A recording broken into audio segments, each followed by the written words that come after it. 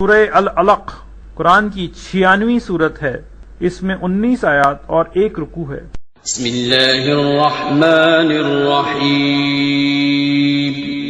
شروع اللہ کا نام لے کر جو بڑا مہربان نہایت رحم والا ہے۔ اے نبی صلی اللہ علیہ وآلہ وسلم، اپنے پروردگار کا نام لے کر پڑھو جس نے تمام کائنات کو پیدا کیا، جس نے انسان کو خون کی پھٹکی سے بنایا۔ پڑھو اور تمہارا پروردگار بڑا کریم ہے، جس نے قلم کے ذریعے سے علم سکھایا اور انسان کو وہ باتیں سکھائیں جن کا اس کو علم نہ تھا، مگر انسان سرکش ہو جاتا ہے اس بنا پر کہ وہ اپنے آپ کو بے نیاز سمجھتا ہے۔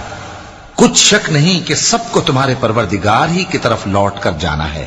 کیا تم نے اس شخص کو دیکھا جو منع کرتا ہے، یعنی ایک بندے کو جب وہ نماز پڑھنے لگتا ہے؟ بھلا دیکھو تو اگر یہ راہ راست پر ہو یا پرہیزگاری کا حکم کرے تو منع کرنا کیسا؟ تو اس کا انجام کیا ہوگا؟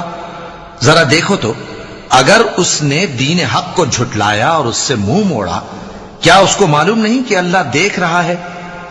دیکھو اگر وہ باز نہ آئے گا تو ہم اس کی پیشانی کے بال پکڑ کر گھسیٹیں گے، یعنی اس جھوٹے خطاکار کی پیشانی کے بال، تو وہ اپنے یاران مجلس کو بلا لے، ہم بھی دوزخ کے فرشتوں کو بلائیں گے۔